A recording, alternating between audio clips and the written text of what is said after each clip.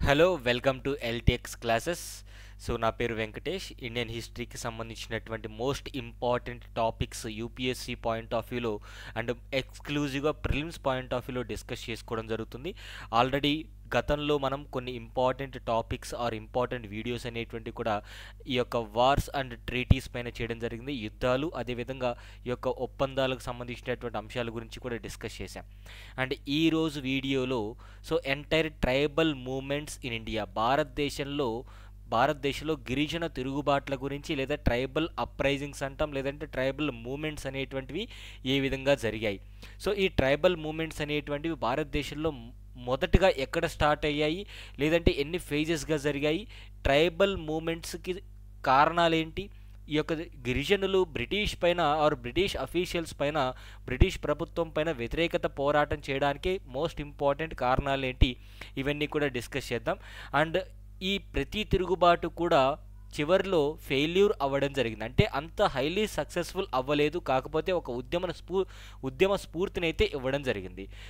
నాయకత్వం వహించిన వారెవరు, ఏ ప్రాంతాల్లో ఈ యొక్క ఉద్యమాలు జరిగాయి, అంటే ఏ టైం పీరియడ్లో జరిగాయి, బ్రిటిష్ యొక్క చర్యలేంటి, ఫైనల్గా వచ్చినటువంటి కంక్లూజన్ ఏంటి, అండ్ ఎగ్జామినేషన్ పాయింట్ ఆఫ్ వ్యూలో ప్రీవియస్ ఇయర్ రిపీటెడ్ ఎంసీక్యూస్ కూడా చివరిలో డిస్కస్ చేస్తాను. నా ఓవరాల్గా ఈరోజు వీడియోలో మనం డిస్కస్ చేసుకునేటువంటి అంశాలు ఏంటి అంటే పహారియా రెబెలియన్, అదేవిధంగా నెక్స్ట్ వచ్చేసి చౌర్ అప్రైజింగ్ అండ్ నెక్స్ట్ వచ్చేసి మనకి తమర్ రివోల్ట్, బిల్ అప్రైజింగ్, అదేవిధంగా Ramosi uprising, Ahom revolt, Kol uprising, Khasi uprising, అదేవిధంగా శాంతాల్ తిరుగుబాటు లేదంటే శాంతాల్ రెబెలియన్, దాని తర్వాత వచ్చేటువంటి ముండా తిరుగుబాటు కానివ్వండి. అలా చాలా అంశాలపైన, అంటే చాలా ట్రైబల్ రివోల్ట్స్ పైన ఈరోజు ఎంటైర్ వీడియో ఉండబోతుంది. కంప్లీట్ వీడియో మొత్తము కూడా మోడర్న్ హిస్టరీ పాయింట్ ఆఫ్ వ్యూలో ట్రైబల్ రివోల్ట్స్ గురించి మనం డిస్కస్ చేస్తాం. అంటే ఈ ట్రైబల్ రివోల్ట్స్ అనేటువంటివి మీరు గమనించినట్టయితే రెండు రకాలుగా ఆర్ రెండు ఏరియాస్గా మనం డివైడ్ చేసుకోవచ్చు, రెండు కేటగిరీస్గా డివైడ్ చేసుకోవచ్చు. ఒక కేటగిరీ ఆఫ్ రివోల్ట్స్ వచ్చేసి సెంట్రల్ పార్ట్ ఆఫ్ ఇండియాలో జరిగినటువంటి రివోల్ట్స్. అంటే ఉదాహరణకి మనకి మధ్యప్రదేశ్ కానివ్వండి, లేదంటే ఈ ఛత్తీస్గఢ్, జార్ఖండ్, వెస్ట్ బెంగాల్ ఈ రీజియన్స్లో జరిగినటువంటి, బీహార్ రీజియన్లో జరిగినటువంటి ఉద్యమాల్ని సెంట్రల్ పార్ట్ ఆఫ్ ఇండియాలో జరిగినటువంటి ట్రైబల్ ఉద్యమాలుగా చెప్తాం. And another category of tribal revolts వచ్చేసి మనకి మొత్తం కూడా north eastern belt or north eastern frontier రీజియన్లు, అంటే ఇక్కడ ఉన్నటువంటి అస్సాం కానివ్వండి, మేఘాలయ కానివ్వండి, ఈ యొక్క మణిపూర్, మిజోరాం ఈ ప్రాంతాల్లో జరిగినటువంటి ఉద్యమాలు. అంటే ఓవరాల్గా రెండు కేటగిరీస్గా మనం డివైడ్ చేసుకుంటే సెంట్రల్ పార్ట్ ఆఫ్ ఇండియాలో జరిగినటువంటి తిరుగుబాట్లు, అంటే ఈ యొక్క ట్రైబల్ రివోల్ట్స్ అంటాం, లేదు అంటే తెలుగులో గిరిజన తిరుగుబాట్లు అంటాం. అండ్ నార్థన్ పార్ట్ ఆఫ్ ఇండియాలో కూడా ఈ యొక్క గిరిజన తిరుగుబాట్లు అనేటువంటి జరిగాయి.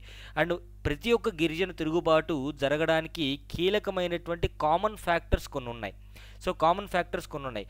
ఉదాహరణకి ట్రైబల్ ల్యాండ్స్ కానివ్వండి, అదేవిధంగా ఫారెస్ట్ ల్యాండ్స్ అనేటువంటివి, ట్రైబల్ ల్యాండ్స్ అదేవిధంగా ఫారెస్ట్ ల్యాండ్స్ అనేటువంటివి వారి నుంచి దూరం చేసే ప్రయత్నం బ్రిటిషు చట్టాల ద్వారా తీసుకొచ్చింది. అంటే బ్రిటిష్ కొన్ని చట్టాలు తీసుకొచ్చి ఈ యొక్క కొన్ని వందల వేల సంవత్సరాల నుంచి అడవి తల్లిపైన ఆధారపడుతున్నటువంటి ఈ యొక్క గిరిజనులకి అస్థిరత్వం కోల్పోయే విధంగా వారు చేయడం జరిగింది. తర్వాత ఓనర్షిప్ ట్రెడిషన్ అనేటువంటిది ఏదైతే ఉందో ఆ ఓనర్షిప్ అనేటువంటిది కూడా వారి నుంచి లాక్కోవడం జరిగింది బ్రిటిషర్స్. తర్వాత అవుట్ సైడర్స్ ఎప్పుడైతే ఇన్వాల్వ్ అయ్యారో ఈ యొక్క గిరిజనులు ఉండేటువంటి ప్రాంతాలకి అవుట్ సైడర్స్ ఎప్పుడైతే వెళ్ళారో వారి ఈ యొక్క గిరిజనుల్ని ఎక్స్ప్లాయిట్ చేయడానికి స్టార్ట్ చేయడం జరిగింది. నార్త్ ఈస్టర్న్ పార్ట్ ఆఫ్ ఇండియాలో ఈ గిరిజన తిరుగుబాట్లకి ముఖ్యమైనటువంటి కారణం ఏంటంటే పొలిటికల్ అటానమీ. ఇప్పటి వరకు మనం డిస్కస్ చేసింది రెండు రకాలుగా విభజించాం. సెంట్రల్ పార్ట్ ఆఫ్ ఇండియాలో జరిగినటువంటి తిరుగుబాట్లు, నార్త్ ఈస్టర్న్ ఫ్రాంటియర్ ఏజెన్సీలో జరిగినటువంటి తిరుగుబాట్లు. సెంట్రల్ పార్ట్ ఆఫ్ ఇండియాలో జరిగినటువంటి ట్రైబల్ తిరుగుబాట్లలో ఎందుకు జరిగాయి అంటే అవి ఈ యొక్క land and forest rights, joint ownership rights అనేటువంటివి, అదేవిధంగా అవుట్ సైడర్స్ వెళ్ళి ఎక్స్ప్లాయిట్ చేయడం జరిగింది సెంట్రల్ పార్ట్ ఆఫ్ ఇండియాలో ఉన్నటువంటి ట్రైబల్స్ పైన. నార్త్ ఈస్టర్న్ పార్ట్ ఆఫ్ ఇండియాలో ఉన్నటువంటి ట్రైబల్స్ ఎందుకు ఉద్యమం చేశారు అంటే పొలిటికల్ అటానమీ పొందడం కోసం, అంటే ఎవరి యొక్క చెరలో లేకుండా స్వతంత్రంగా వారి యొక్క జీవన విధానాన్ని వారు చూసుకునే విధంగా ఉండడం కోసం ఉద్యమాలు చేయడం జరిగింది. సో ఇది ఓవరాల్గా మనకి బ్రీఫింగ్. నౌ ఏంటి ఇక్కడ ఉద్యమాలు ఎందుకు జరిగాయి? ఆ రోజు ఉన్నటువంటి బ్రిటిష్ ప్రభుత్వానికి అదేవిధంగా ట్రైబల్ పీపుల్కి జరిగినటువంటి క్లాషెస్లో భాగంగానే ఈ యొక్క ట్రైబల్ అప్రైజింగ్స్ అంటాం.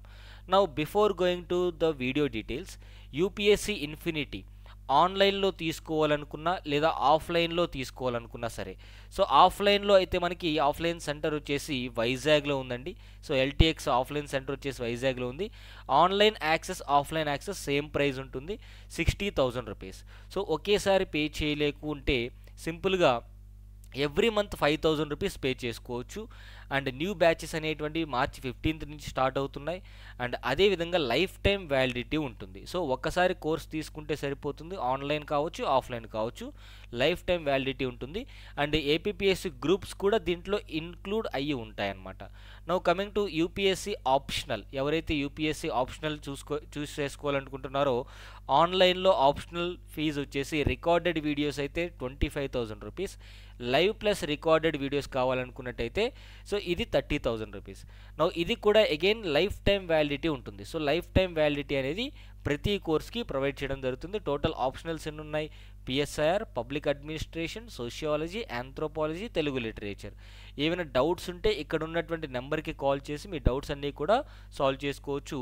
ఈవెన్ ఆప్షనల్ ఫీజు కూడా మంత్లీ 3,000 రూపీస్ పే చేసుకొని మీరు మీ యొక్క ప్రిపరేషన్ని కంటిన్యూ అవ్వచ్చు. నౌ ఈ యొక్క గిరిజన తిరుగుబాట్లు జరగడానికి కారణం ఏమిటి అంటే, మొదటి కారణం వచ్చేసి ల్యాండ్ ఎలినేషన్, అంటే ట్రైబల్ పీపుల్ని కొన్ని వందల వేల సంవత్సరాల నుంచి ఆధారపడుతున్నటువంటి వారి భూమి పైన బ్రిటిషర్స్ ఆధిపత్యం చెలాయించడం జరిగింది. సో ట్రైబల్ ఉండేటువంటి ఫారెస్ట్లు స్టేట్ ఫారెస్ట్గా లేదా స్టేట్ ప్రాపర్టీగా ప్రకటించడం జరిగింది. సో దట్ వారి యొక్క ట్రెడిషనల్ టెరిటరీస్ కానివ్వండి, జీవనోపాధి ఈ యొక్క ట్రైబల్స్ కోల్పోవడం జరిగింది. అంటే ఇన్ని సంవత్సరాలు భూమి వాళ్ళదనుకున్నటువంటి వీళ్ళు సడన్గా బ్రిటిషర్స్ వచ్చి ఆ భూమి ప్రభుత్వం అనేది మీది కాదు, అలా భూమి నుంచి ఆ వ్యక్తుల్ని వేరు చేయడం జరిగింది. రెండవది ఎక్స్ప్లాయిటేటివ్ రెవెన్యూ సిస్టమ్, అంటే ఈ యొక్క ల్యాండ్ రెవెన్యూ వ్యవస్థ కావచ్చు లేదంటే ట్యాక్సేషన్ ఆఫ్ ట్రైబల్ ప్రోడక్ట్స్, అంటే ఈ యొక్క గిరిజనులు తయారు చేసేటువంటి ఉత్పత్తులు కావచ్చు, అడవిలో దొరికేటువంటి ఉత్పత్తులపైన ట్యాక్స్ వేయడం జరిగింది. సో దీంతో బ్రిటిషర్స్ టైం పీరియడ్లో ట్రైబల్స్ విపరీతంగా రివోల్ట్ చేయడం జరిగింది. నెక్స్ట్ ఫారెస్ట్ పాలసీస్ అనేటువంటి తీసుకొచ్చి ఫారెస్ట్ డిపార్ట్మెంట్ యాక్ట్ 1864 కానివ్వండి, ఫారెస్ట్ యాక్ట్ 1865 కానివ్వండి, అండ్ ఇండియన్ ఫారెస్ట్ యాక్ట్ 1878 ఇలాంటి చట్టాలు తీసుకొచ్చి గిరిజనులకు అడవులపైన అదేవిధంగా న్యాచురల్ రిసోర్సెస్ పైన రెస్ట్రిక్షన్ అనేది పెట్టడం జరిగింది. తర్వాత ఇంట్రడక్షన్ ఆఫ్ ఇంటర్మీడియరీస్, అంటే ఉదాహరణకి మనీ లెండర్స్ని కానివ్వండి, అవుట్ సైడర్స్ని ఈ యొక్క ట్రైబల్ ఏరియాస్లోకి తీసుకెళ్ళి వారిని ఎక్స్ప్లాయిట్ చేయించడం జరిగింది. అండ్ కల్చరల్ సప్రెషన్, అంటే ట్రైబల్ పీపుల్ అంటే ఒక డిస్టింక్ట్ కల్చర్, ఒక యూనిక్ కల్చర్ ఉండేటువంటి పీపుల్. సో వారి యొక్క కల్చర్లోకి క్రిస్టియన్ మిషనరీస్ అనేటువంటివి తీసుకెళ్ళి వాళ్ళ కల్చర్ని కూడా డిస్టర్బ్ చేయడం జరిగింది. సో ఇవి causes for the tribal moment. So main cause ఏంటి? ఈ యొక్క ట్రైబల్ ల్యాండ్స్ పైన క్యాష్ క్రాప్స్ అనేటువంటివి ఇంట్రడ్యూస్ చేసి, సో సొంతంగా ఇది రాష్ట్ర ప్రభుత్వ ప్రాపర్టీ, ఇది మీది కాదు అని వారిని వేరుపాటు చేయడం జరిగింది భూమి నుంచి. సో ఇవి రీజన్స్ అనమాట. Now let us understand most important tribal movements or revolts in modern history. So list of important tribal revolts in modern history. మొదటగా పహారియా రిబెలియన్. ఈ పహారియా రిబెలియన్ అనేటువంటి ఉద్యమాన్ని లీడ్ చేసిన వ్యక్తి ఎవరంటే రాజా జగన్నాథ్ అనేటువంటి వ్యక్తి in the year 1778. So leader important.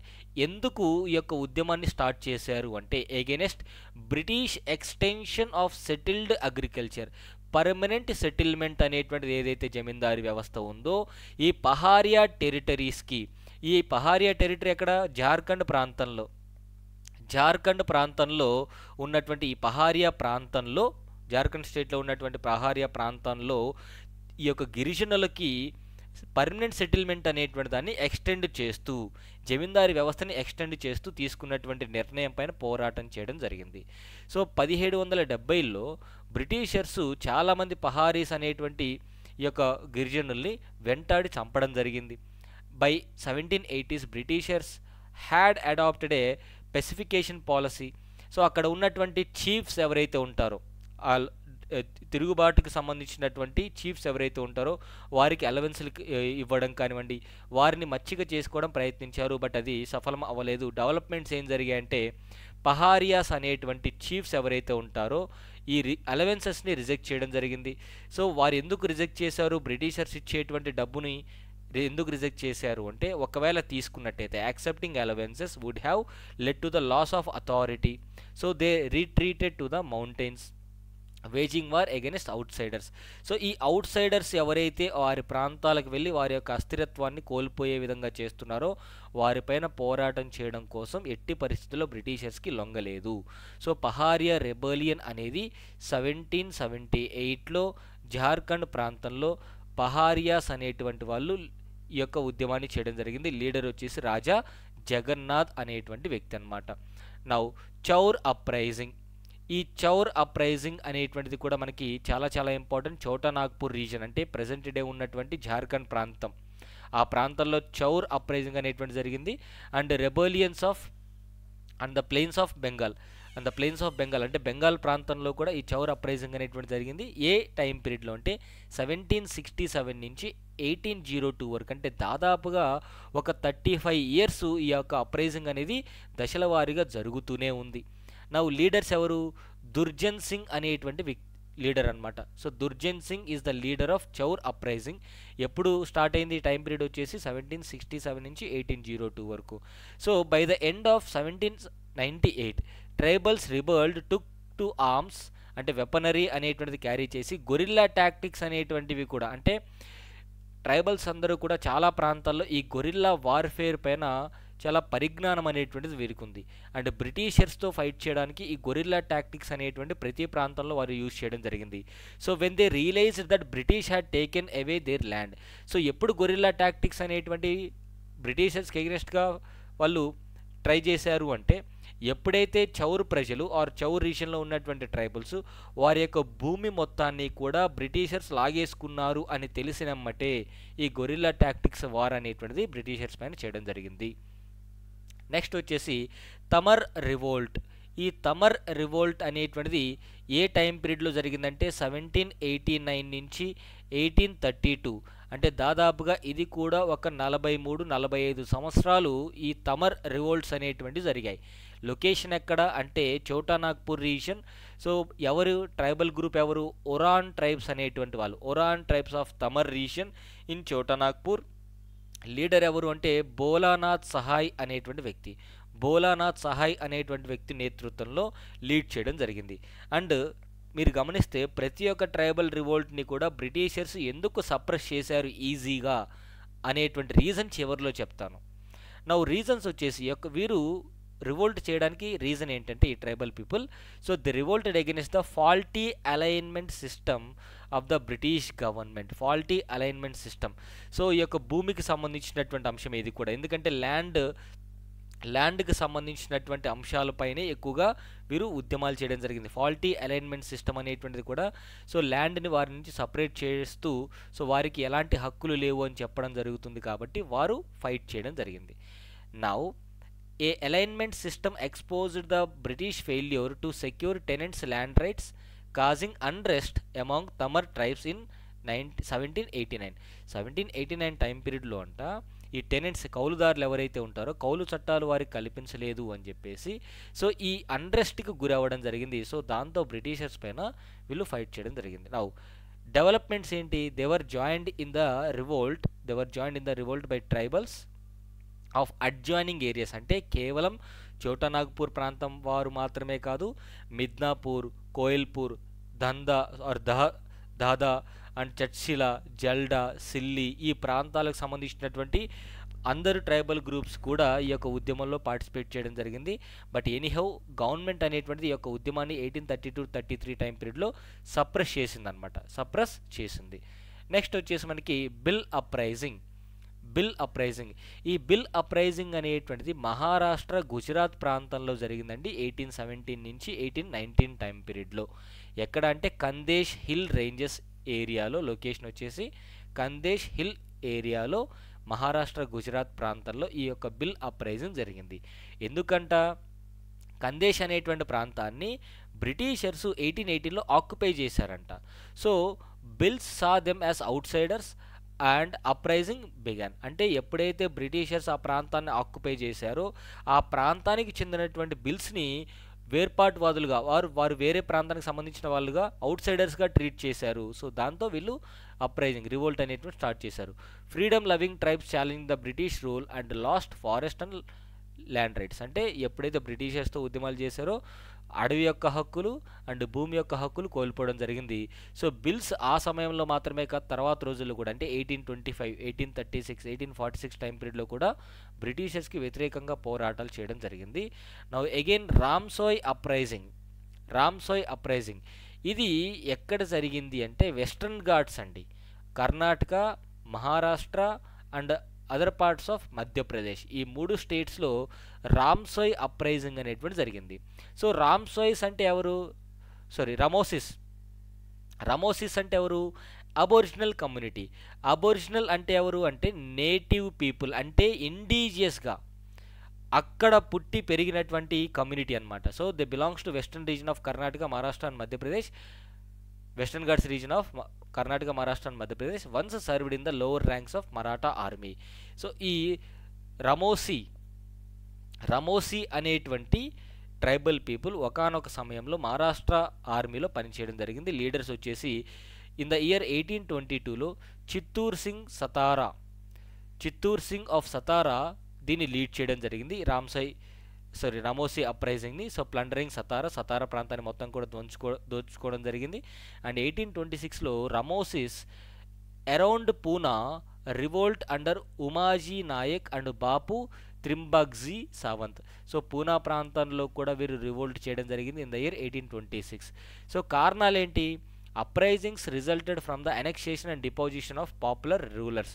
So ఎవరైతే ముఖ్యమైనటువంటి లీడర్స్ ఉంటారో, ముఖ్యమైనటువంటి నాయకులు ఉంటారో వారిని అనెక్స్ చేయడం, వారిని వేరే ప్రాంతాలకు తరలించడం వల్ల ఈ యొక్క రమోసి అప్రైజింగ్ అనేటువంటి జరిగింది.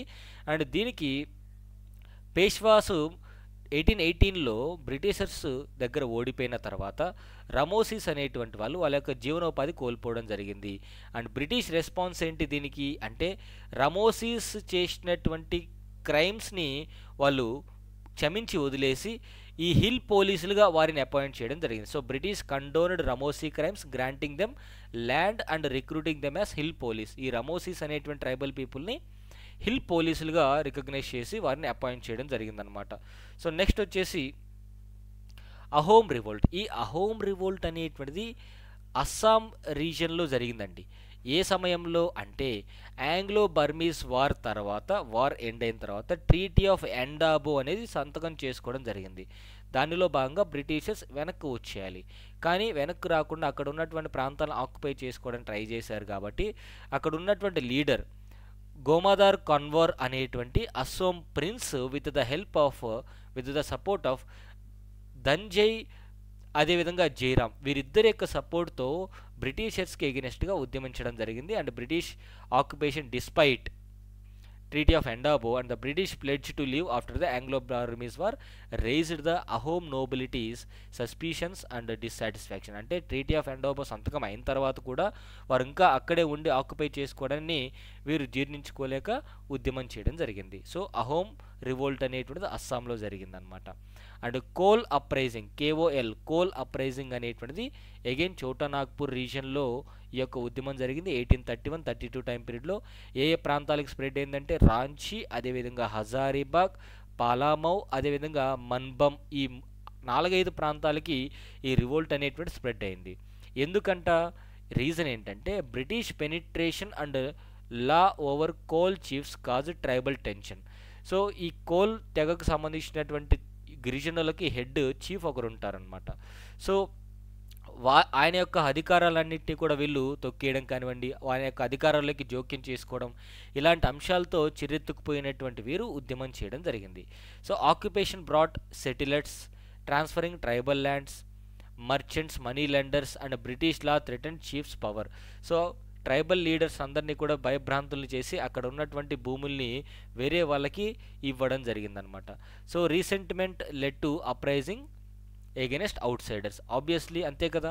సో వారి యొక్క సెంటిమెంట్ ఏదైతే ఉందో, వారి యొక్క లీడర్ని కానివ్వండి, భూమిని కానివ్వండి, అడవిని కానివ్వండి నమ్ముకొని బ్రతికేటువంటి వీళ్ళు వేరే అవుట్ సైడర్స్ వచ్చారు అంటే డెఫినెట్లీ వాళ్ళు ఉద్యమం చేయడం జరుగుతుంది. నా కాశీ అప్రైజింగ్ వచ్చేసి చూద్దాం. ఈ కాశీ అప్రైజింగ్ వచ్చేసి మనకి మేఘాలయ రీజియన్లో ఉన్నటువంటి కాశీ హిల్, అదేవిధంగా జైంతియా హిల్స్ 1829 నుంచి 33 టైం పీరియడ్లో జరిగినటువంటి ఉద్యమం అన్నమాట. ఇది ట్రైబల్ రివోల్ట్. లీడర్ వచ్చేసి most important, it is Tirot Singh అంటాం. సో తిరుత్ సింగ్ అనేటువంటి వ్యక్తి కాశీ అప్రైజింగ్కి లీడ్ చేయడం జరిగింది. ఏ ఇయర్లో జరిగింది అంటే 1826 టైం పీరియడ్లో, ఎప్పుడైతే Britishers independent states of Khasi హిల్స్ని అనెక్స్ చేశారో అప్పటి నుంచి ఉద్యమం స్టార్ట్ అయిందనమాట. అండ్ బ్రిటిష్ అడ్మినిస్ట్రేషన్ అనేటువంటిది సో అక్కడ రోడ్లు నిర్మించాలనుకుంది. ఎక్కడి నుంచి అక్కడికి? బ్రహ్మపుత్ర వ్యాలీ నుంచి సిల్హెట్ అనేటువంటి ప్రాంతం. ఈ సిల్హెట్ అనేటువంటి ప్రాంతం బంగ్లాదేశ్లో మోస్ట్ ఇంపార్టెంట్ ట్రేడ్ సెంటర్ లాగా అని మార్కెటింగ్ సెంటర్ అని చెప్పుకోవచ్చు. అంటే ఢాకా తర్వాత మోస్ట్ ఇంపార్టెంట్ ట్రేడ్ సెంటర్ ఏది అంటే బంగ్లాదేశ్లో సిల్హెట్ అనేటువంటిది. అంటే బ్రహ్మపుత్ర వ్యాలీ నుంచి ఈ ప్రాంతానికి రోడ్లు వేయాలనుకున్నారు. సో రోడ్లు వేయాలని చెప్పేసి అక్కడ ఉన్నటువంటి కాశీ ట్రైబ్స్ ఎవరైతే ఉంటారో వారిని బలవంతంగా రోడ్డు కన్స్ట్రక్షన్లోకి పని చేయమని చెప్పేసి కూలీలుగా వారిని చెప్పడం జరిగింది. సో దీంతో వాళ్ళు తిరుగుబాటు చేశారు. Now, and most importantly, out of all the tribal revolts, that is Santhal Rebellion. Santhal rebellion అనేది బీహార్లో ఉన్నటువంటి ఒక 2 జిల్లాల్లో ఎక్కువగా ఈ యొక్క శాంతాల్ తిరుగుబాటు జరిగింది.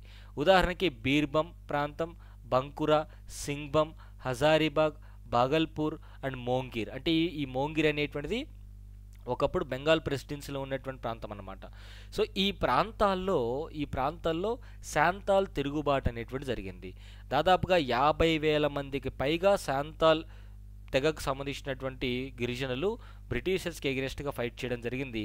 అండ్ ఈ శాంతాల్ రెబెలియన్ అనేది 1857 రివోల్ట్లో సైనికులకి ఒక ఇన్స్పిరేషన్గా కూడా తీసుకోవడం జరిగింది. అక్కడ లీడర్స్ ఎవరు అంటే సిధు అండ్ కన్హు అనేటువంటి వ్యక్తులు లీడర్సు.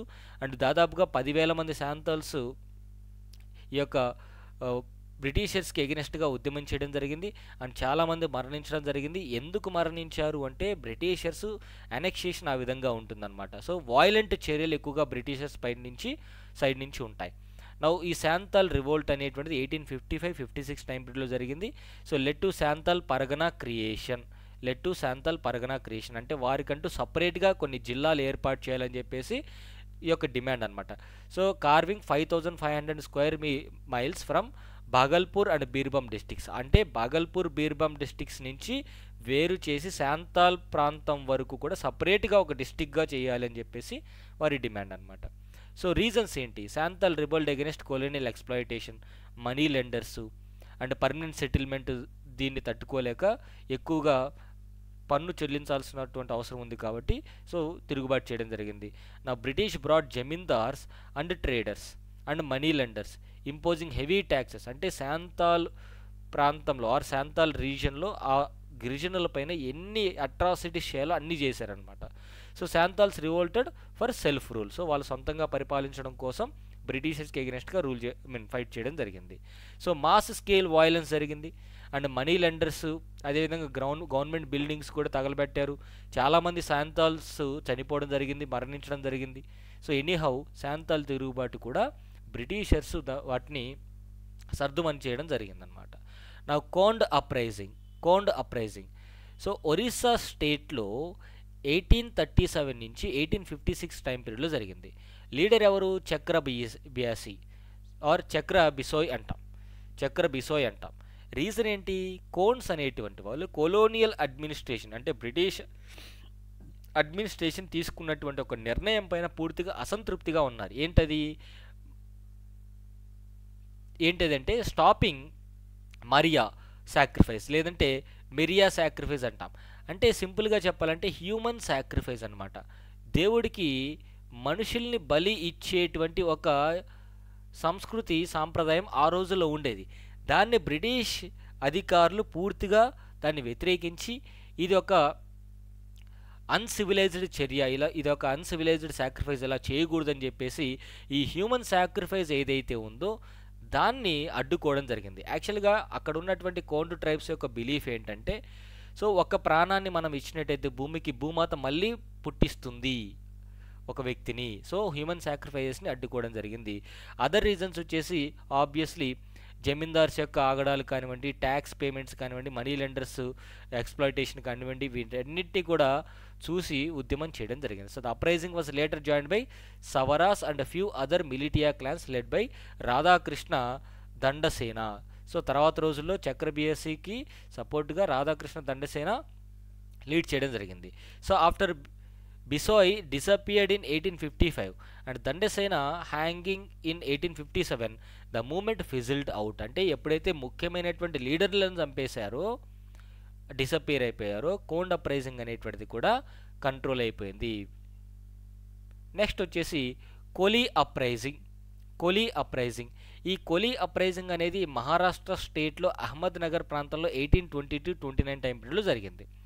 ఏంటంటే అక్కడ ఈ ట్రైబ్స్ ఎవరైతే ఉన్నారో in the region Taranga hills of Mehsana district of Gujarat, ఆ ప్రాంతంలో ఉన్నటువంటి ట్రైబల్స్ పైన అట్రాసిటీస్ విపరీతంగా చేశారు. సో ఉదాహరణకి లీడర్స్ ఎవరెవరంటే Ramji Bhangre led a revolt against British Raj and local bania money lenders. So Britishers పైన, అదేవిధంగా లోకల్లో ఉన్నటువంటి ఈ మనీ లెండర్స్ పైన, వడ్డీకి రుణాలు ఇచ్చేటువంటి వారిపైన తిరుగుబాటు చేయడం జరిగింది. Uprising in the Tangra hills led by Mangan Lal Bukhan and Dwarkadas and Jeeta Madhavji. So ఈ ప్రాంతంలో తంగరా హిల్స్ ప్రాంతంలో ఉద్యమాన్ని ఎవరు లీడ్ చేశారంటే మగన్ లాల్ బుఖన్, ద్వారకదాస్, జీతా మాధవ్జీ, వీరు ముగ్గురు కూడా లీడ్ చేయడం జరిగింది. కారణాలు ఏంటి? అసలు 1820-29 టైం పీరియడ్లో బ్రిటిషర్సు పూనా ప్రాంతాన్ని పేష్వాస్ నుంచి ఆక్యుపై చేసేసుకున్నారు.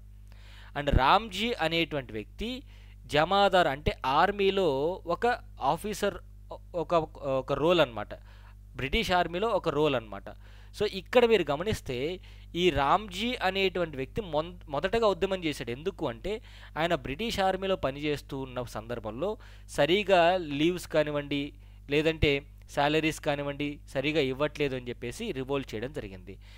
అది కూడా కాస్త 1857లో Kolis affected by colonial rule feared new legislation and colonialism impact on customs. So ఈ డెవలప్మెంట్స్ చూద్దాం ఒకసారి. రామ్జీ అనేటువంటి వ్యక్తి 500-600 మంది రెబోలియన్స్తో ఉద్యమం చేయడం జరిగింది. And including Kolis like Govindrao Kare who lost jobs under British rule. అంటే ఎవరైతే బ్రిటిష్ రూల్లో భాగంగా ఉద్యోగాలు కోల్పోయారో వారందరినీ కూడా మూకుమ్మడిగా చేసి అండ్ కొంతమంది రెబల్స్తో కలిపి బ్రిటిషర్స్కి ఎగ్నెస్ట్గా ఉద్యమం చేయడం జరిగింది. But anyhow they attacked money lenders, వాళ్ళందరినీ కూడా ఇబ్బంది పెట్టారు.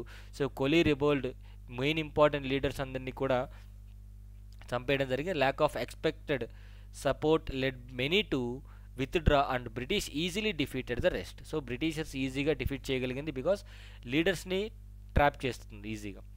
Now Birsa Munda revolt most important అండి. శాంతాల్ హుల్ తిరుగుబాటు తర్వాత ద మోస్ట్ ఇంపార్టెంట్ రెబెలియన్ ఏదైనా ఉంది అంటే జార్ఖండ్ ప్రాంతంలో చోటా నాగ్పూర్ రీజియన్లో 1890స్లో స్టార్ట్ అయినటువంటిది ఈ యొక్క బిర్సా ముండా. 2 రీజన్స్. ఒకటి, ఈ అవుట్ సైడర్స్ మనీ లెండర్స్ విపరీతంగా ఎక్స్ప్లాయిట్ చేయడం అండ్ క్రిస్టియన్ మిషనరీస్ అనేటువంటి వాళ్ళ కల్చర్ని కించపరిచే విధంగా ట్రీట్ చేయడం వల్ల ఈ యొక్క బిర్సా ముండా అనేటువంటి వ్యక్తి లీడ్ చేసి ఈ యొక్క ముండా తిరుగుబాటుని స్టార్ట్ చేయడం జరిగింది. So Birsa Munda organised and led the tribal movement giving the tribals a call for Ulgulan అంటే రివోల్ట్ అని అర్థం అనమాట. సో ఈ యొక్క గిరిజనులందరికీ కూడా రివోల్ట్ చేయాలి అని ఆయన పిలుపునివ్వడం జరిగింది. అండ్ ప్రతి ఒక్క గిరిజన్ని ప్రతి ఒక్క ముండా ట్రైబ్ని ఆయన ఏం కోరుకున్నాడు అంటే డ్రింకింగ్ లిక్వర్ అనేది తాగకూడదు. So he urged that Mundas to gave up అంటే డ్రింక్ చేయొద్దు, ప్రతి ఒక్క విలేజ్ క్లీన్గా పెట్టుకోవాలి and stop believing witchcraft and sorcery అంటే మూఢనమ్మకాల్ని, బ్లాక్ మ్యాజిక్ని, వీటన్నిటినీ కూడా వదిలేయాలి, వాటి మీద డిపెండ్ అవ్వకూడదు, కష్టపడాలి. So he called himself as Dharitri Aba అంటే ఫాదర్ ఆఫ్ ద వరల్డ్ అనమాట, father of the world. So reasons వచ్చేసి ల్యాండ్ పాలసీస్ కానివ్వండి, అదేవిధంగా ఈ క్రిస్టియన్ మిషనరీస్ కానివ్వండి, మనీ లెండర్స్ ఎక్స్‌ప్లాయిటేషన్ వీటిపైన ఉద్యమం చేయడం జరిగింది. సిగ్నిఫికెన్స్ ఏంటంటే సిగ్నిఫికెన్స్ వచ్చేసి మనకి ట్రైబల్ ఇంట్రెస్ట్‌లు ఏవైతే ఉంటాయో అంటే authorities prepared land records to safeguard tribal interest. So ఇదొక సక్సెస్ అని చెప్పొచ్చు. Leading to Chota Nagpur tenancy act 1908 అంటే వీరు చేసినటువంటి ఉద్యమానికి ప్రతిఫలంగా ట్రైబల్ ఇంట్రెస్ట్‌ని కాపాడే విధంగా ఒక చట్టం తీసుకొచ్చారు. దాన్నే ఛోటా నాగ్పూర్ టెనెన్సీ యాక్ట్ 1908 అంటాం. అండ్ దికూస్ అంటే ఎవరు? అవుట్ సైడర్స్ అనమాట. Preventing uneasy land take over by dikus అనేటువంటి వాళ్ళు అప్పులు ఇచ్చి అప్పులు కట్టకపోతే భూమిని లాక్కుంటున్నారు.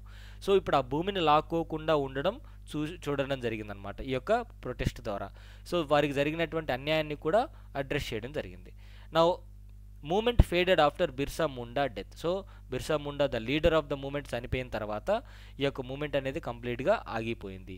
అండ్ జనజాతీయ గౌరవ్ దివాస్ అనేటువంటిది the birth anniversary of Bhagwan Birsa Munda. So ఆయన యొక్క బర్త్డేని November 15th every year Janjatiya Gaurav Divas అనేటువంటిది ఏర్పాటు చేసుకోవడం జరుగుతుంది. అండ్ ఇదే రోజున భారతదేశంలో పీవీటీజీస్ పర్టికులర్లీ వర్నరబుల్ ట్రైబల్ గ్రూప్స్కి సంబంధించినటువంటి స్కీమ్స్ కూడా గవర్నమెంట్ ఆఫ్ ఇండియా స్టార్ట్ చేసిందనమాట. Now Koya rebellion. ఈ కోయా రిబెలియన్ అనేటువంటిది మల్కన్గిరి రీజన్ ఒడిశా ప్రాంతం అండ్ అదేవిధంగా గోదావరి ఆంధ్రప్రదేశ్ రీజన్లో స్టార్ట్ చేయడం జరిగింది 1879 అండ్ 1880s. సో ఎవరు లీడ్ చేశారంటే తొమ్మదొర అనేటువంటి వ్యక్తి అనమాట. తొమ్మదొర అనేటువంటి వ్యక్తి కోయా లీడర్గా ఉన్నారు. ఆయన రూల్ చేశారు. సో చాలా పోలీస్ స్టేషన్లని క్యాప్చర్ చేసి అదేవిధంగా బ్రిటిషర్స్ని చాలా ఇబ్బంది పెట్టడం జరిగింది. అండ్ కోయాస్ అందరూ కూడా ఈయనని కింగ్ ఆఫ్ మల్కన్గిరి అంటారండి. కింగ్ ఆఫ్ మల్కన్గిరి ఎవరిని? తొమ్మదొరని కింగ్ ఆఫ్ మల్కన్గిరి అంటాం. రీజన్స్ ఏంటంటే erosion of customary rights over forest అంటే అడవి పైన ఉన్నటువంటి హక్కుల్ని పూర్తిగా వెనక్కి తీసుకోవడం జరిగింది. అండ్ ప్రభుత్వ ప్రాపర్టీ అని డిక్లేర్ చేస్తూ వచ్చారు బ్రిటిషర్స్ ఎక్కడ పడితే అక్కడ. And mansabdars efforts on enhance taxes on timber and grazing. So ఈ యొక్క పశువులకి గడ్డి అనేది తీసుకున్న టింబర్ అనేది కలెక్ట్ చేసుకున్న వారిపైన ట్యాక్స్ వేయడం జరిగింది. సో పోలీస్ ఎగ్జాక్షన్స్ కానివ్వండి ఎక్స్‌ప్లాయిటేషన్స్ బై మనీ లెండర్స్ వీరందరూ కూడా చేయడం వల్ల టోటల్గా ఈ యొక్క రివోల్ట్ అనేది కోయా రిబెలియన్స్ ఆంధ్ర ఒడిశా బార్డర్లో చేశారు. నౌ తానా భగత్ మూమెంట్. ఈ తానా భగత్ మూమెంట్ అనేటువంటిది జార్ఖండ్ ప్రాంతం ఛోటా నాగ్పూర్ రీజియన్లో జరిగిందనమాట. ఎవరు ట్రైబ్స్? ఓరన్ ట్రైబ్స్ అనేటువంటి వాళ్ళు ఈ తానా భగత్ మూమెంట్ని స్టార్ట్ చేశారు ఫ్రమ్ ద ఇయర్ 1914 నుంచి 1920లో. లీడర్ వచ్చేసి Tana Bhagat. The leader of the Tana Bhagat movement వచ్చేసి జాత్రా భగత్ అనేటువంటి వ్యక్తి. లీడర్ వచ్చేసి Jatra Bhagat.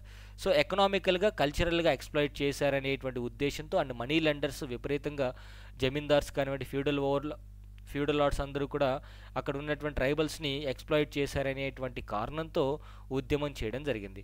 So nature of the revolt చూస్తే ఒకసారి మీరు active rebellion against unfair landlords ఎవరైతే అన్యాయంగా అక్రమంగా ఈ యొక్క భూస్వాములు ఉన్నారో వారిపైన విపరీతంగా ఉద్యమం చేయడం జరిగింది. అదేవిధంగా some of the members refuse to pay rent to their landlords and cease to cultivate their land. So rent pay చేయలేదు, అదేవిధంగా కల్టివేషన్ చేయకుండా వదిలేశారనమాట. అండ్ ఈవెన్ మహాత్మా గాంధీజీ గారు 1920sలో ఇచ్చినటువంటి నాన్ కోఆపరేషన్ మూమెంట్కి వీరు కొంత భాగంగా అవ్వడం జరిగింది. So the movement was influenced by Mahatma Gandhiji and his idea of non violence. అంటే ఎక్కడ కూడా ఉద్యమంలో భాగంగా నాన్ వైలెన్స్ వైలెన్స్ అనేటువంటి తానా భగత్ మూమెంట్ చేయలేదు. కేవలం నాన్ వైలెంట్ అంటే పీస్ఫుల్గానే ఉద్యమం చేయడం జరిగిందనమాట. నౌ కమింగ్ టు రంపా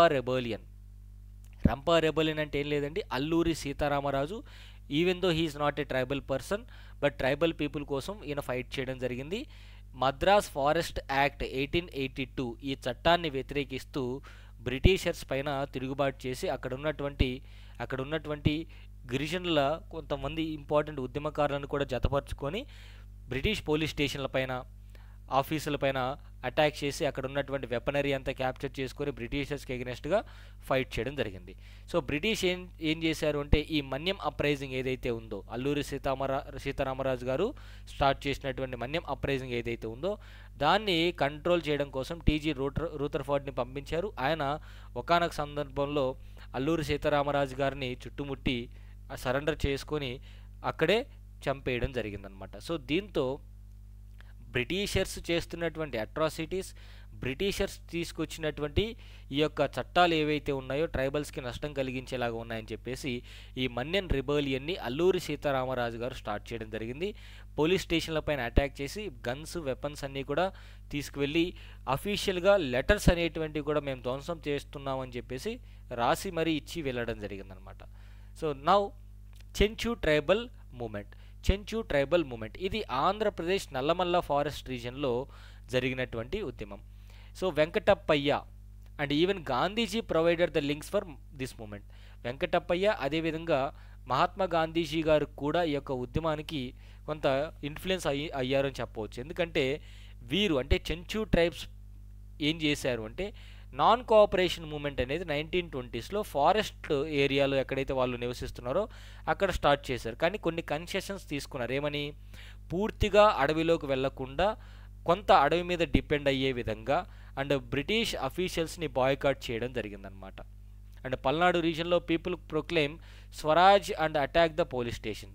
అంటే ఇదే చెంచు ట్రైబ్స్ పల్నాడు ప్రాంతంలో పోలీస్ స్టేషన్ అటాక్ చేసి స్వరాజ్గా ప్రకటించుకోవడం జరిగింది. కాకపోతే ఈ ఆంధ్రప్రదేశ్ ఈ నల్లమల్ల రీజన్లో మాత్రము సో ఎక్కడ కూడా నాన్ వైలెంట్ ఎక్కడ కూడా వైలెంట్ ప్రొటెస్ట్ చేయకుండా నాన్ వైలెన్స్ పద్ధతిలోనే ఉద్యమం చేయడం జరిగింది. Now Rani Gaidinliu Naga movement. Present day ఉన్నటువంటి మణిపూర్లో ఈ యొక్క ఉద్యమం అనేది 1930s జరిగింది my dear friends. So in the Zeliangrong territory, ఇప్పుడున్నటువంటి జీలియన్గ్రాంగ్ టెరిటరీలో రాణి గైడిన్లు నేతృత్వంలో ఈ యొక్క ఉద్యమం జరిగిందనమాట. ఎందుకు? ఇది ఒక సోషియో కల్చరల్ మూమెంట్. దీనికి మరొక పేరు వచ్చేసి హెరెకా మూమెంట్ అంటామండి. హెరెకా మూమెంట్, ప్లీజ్ టు రిమెంబర్, చాలా ఇంపార్టెంట్. సో ఈ హెరెకా మూమెంట్ అన్నా లేదంటే రాణి గైడిన్లు నాగా మూమెంట్ అన్నా ఒకటే. సో ఎవరి నేతృత్వంలో? Leadership of Gaidinliu cousin Haipou Jadonang నేతృత్వంలో స్టార్ట్ అవ్వడం జరిగింది. తర్వాత గైడిన్లు లీడ్ చేయడం జరిగింది. సో రాణి గైడిన్లు యాక్చువల్గా ఈ రాణి అనేటువంటి టైటిల్ కూడా ఈ యొక్క నెహ్రూ గారు రాణి అనేటువంటి టైటిల్ కూడా ఇవ్వడం జరిగింది. అండ్ ఈవెన్ హిందుస్థాన్ టైమ్స్ అనేటువంటి న్యూస్ పేపర్ రాణి గైడిన్లు గారిని డాటర్ ఆఫ్ ద హిల్స్గా అభివర్ణించడం జరిగింది. సో ఇండిపెండెన్స్ వచ్చిన తర్వాత ఆవిడ జైల్లోంచి రిలీజ్ అయ్యారు. నౌ ఒకసారి ఎలా జరిగింది అంటే ఈ పొలిటికల్ అండ్ స్పిరిచువల్ లీడర్స్ ఎవరైతే రాణి గైడిన్లు గారు ఉన్నారో ఆవిడ ఈ యొక్క ఉద్యమంలో పార్ట్ అయ్యే సమయానికి ఆవిడ ఏజ్ వచ్చేసి 13 years అనమాట. So Rani Gaidinliu was born on 26th January 1915 in Longkao village now in Tamenglong district of Manipur and belongings to Rongmei tribe. ఈ రొంగ్మే ట్రైబ్ ఈ గ్రూప్ ఆఫ్ ట్రైబ్కి సంబంధించినటువంటి ఆవిడ. సో గైడిన్లు ఈ ఉద్యమంలో ఎప్పుడు భాగమయ్యారంటే ఆవిడకి 13 సంవత్సరాల వయసులో ఉన్నప్పుడు ఈ యొక్క హెరెకా మూమెంట్లో భాగమవడం జరిగింది. 1937లో నెహ్రూ గారు రాణి గైడిన్లు గారిని మీట్ అవ్వడం జరిగింది. తర్వాత ఆవిడకి రాణి అనేటువంటి టైటిల్ కూడా ఇవ్వడం జరిగింది. హిందుస్థాన్ టైమ్స్ అనేటువంటిది డాటర్ ఆఫ్ హిల్స్గా పరిగణించడం జరిగింది. 1947 తర్వాతనే ఆవిడ్ని రిలీజ్ చేశారు. రీజన్ ఏంటి అంటే నాగాస్ అనేటువంటి వాళ్ళు సెల్ఫ్ రూల్ని కోరుకోవడం జరిగింది. ఈ బ్రిటిష్ మిషనరీస్ కానివ్వండి, అదేవిధంగా వీరు తీసుకొచ్చినటువంటి టూ మచ్ ల్యాండ్ అక్విజిషన్స్ కావచ్చు, లేదంటే ఫారెస్ట్ పైన ట్రైబల్స్కి సహజంగా ఉండేటువంటి హక్కులని కాలరాస్తూ చట్టాలు తీసుకురావడం, వాటిపైన వీరు ఉద్యమం చేస్తూ సెల్ఫ్ రూల్ అంటే నాగాస్ని మమ్మల్ని మేము పరిపాలించుకోగలం, మాకు ఎవరి యొక్క పరిపాలన వద్దు అన్నట్టుగా ఉద్యమం చేయడం జరిగింది. నౌ డెవలప్మెంట్స్ ఏంటి? Rani Gaidinliu started preaching Gandhian principles at the age of 17. So this is a great achievement and launched and open rebellion against British rule and refused to pay taxes. బ్రిటిషర్స్కి ఎలాంటి పన్నులు కట్టొద్దు, అదేవిధంగా ఎలాంటి రిప్రెసివ్ మెజర్స్ పోలీసులు కానివ్వండి, అస్సాం రైఫిల్స్ ఇంపోజ్ చేసినా వాళ్ళు భరించారనమాట. బ్రిటిష్ రెస్పాన్స్ ఏంటి అంటే although it has reformist religious objective, there were also political undertones against British rule which made British wary of the movement and its leaders. లీడర్స్ని ఆ యొక్క ఉద్యమాన్ని అణిచివేయడం జరిగింది. The tribal movement received a significant setback with the arrest and hanging of Jadonang అనేటువంటి వ్యక్తిని hang చేసిన తర్వాత గైడిన్లు లీడ్ చేయడం జరిగింది. కాకపోతే 1932లో ఆవిడ్ని లైఫ్ ఇంప్రిజన్మెంట్ కింద జైల్లో వేయడం జరిగింది. 1947 వరకు కూడా ఆవిడ్ని రిలీజ్ చేయలేదు. స్వతంత్రం వచ్చిన తర్వాత రిలీజ్ చేశారు. నౌ ఇప్పటి వరకు చాలా అంశాలు డిస్కస్ చేసుకున్నాం. ఇప్పుడు కొన్ని model questions. After the Santhal uprising subsided, which were the measures taken by the colonial government? UPSC 2018లో అడిగినటువంటి ప్రశ్న అండి ఇది. అసలు శాంతాల్ తిరుగుబాటు ఎందుకు చేశారు? శాంతాల్ ప్రాంతం వరకు ఒక పరగనాగా డిక్లేర్ చేయమన్నారు, అంటే ఒక డిస్టిక్గా క్రియేట్ చేయమన్నారు. సో శాంతాల్ తిరుగుబాటు తర్వాత చేశారా? ఎస్, చేశారు. The territories called Santhal Parganas were created. True. It became illegal for a Santhal to transfer land to non-Santhal. అది కూడా కరెక్టే. సో గిరిజనులు మరొక గిరిజనుడికి, శాంతాల్ గిరిజనుడికి మాత్రమే ట్రాన్స్ఫర్ చేయాలి ల్యాండ్, వేరే వాళ్ళకి చేయకూడదు. Which of the following statement are correct? Both 1 and 2 are correct my dear friends. Option C is the right answer. Next question, with reference to the history of India, Ulgulan అంటే ఏంటి? Revolt. Ulgulan అంటే revolt. The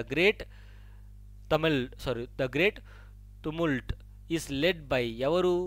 ఉల్గులన్ అనేటువంటిది బిర్సా ముండా గారిని అంటాం. So option 4 is the right answer. Alluri Sitaramarao వచ్చేసి Rampa revolt, and Sidhu and కనుహు వచ్చేసి already revolts గురించి discuss చేసాం. Just go through that. So this is the areas where we need to focus more. And UPSC infinity అంటే మనకి online కావచ్చు, offline కావచ్చు. ఏ particular course అయినా సరే ఇన్ఫినిటీ టైం అంటే వ్యాలిడిటీ అనేది లైఫ్ టైం ఉంటుంది. 60,000 రూపీస్ పే చేస్తే సరిపోతుంది. March 15th నుంచి బ్యాచ్ స్టార్ట్ అవుతున్నాయి. అండ్ ఒకేసారి పే చేయలేకపోతే 5,000 rupees instalment, every month 5,000 rupees pay చేసి 1 year వరకు పే చేస్తే మీకు లైఫ్ టైం ఆన్లైన్ లేదా ఆఫ్లైన్. ఆన్లైన్ తీసుకుంటే ఆన్లైన్ వస్తుంది, ఆఫ్లైన్ తీసుకుంటే ఆఫ్లైన్. వైజాగ్ సెంటర్లో మనకి ఆఫ్లైన్ సెంటర్ ఉంది, అక్కడికి వెళ్ళి క్లాసెస్ లైఫ్ టైం వినొచ్చు. ఈవెన్ ఆప్షనల్ కూడా లైవ్ క్లాసెస్ అయితే, లైవ్ ప్లస్ రికార్డెడ్ అయితే 30,000 రూపీస్ పే చేయాలి. అండ్ ఓన్లీ రికార్డెడ్ సరిపోతాయి అనుకున్నట్టయితే 25,000 రూపీస్. అండ్ ఒకేసారి పే చేయలేము అనుకున్నట్టయితే monthly EMI option 3,000 rupees pay చేస్తూ 10 monthsలో మీరు కోర్స్ ఫీజు అనేటువంటిది పే చేసి, అండ్ లైఫ్ టైం వ్యాలిడిటీ ఉంటుంది. ఆప్షనల్స్ వచ్చేసి PSIR, public administration, sociology, anthropology and Telugu literature కూడా ఉంది. అండ్ ఎవరికైనా డౌట్స్ ఉంటే ఈ నెంబర్కి కాల్ చేయొచ్చు my dear friends. So they will give proper response. ఈ మీకు ఏ కోర్సెస్ ఎలా ఉంటుంది, డీటెయిల్స్ మొత్తము కూడా క్షుణ్ణంగా వివరించడం జరుగుతుంది. So if you like this video, please do share, and thank you so much. Have a nice day.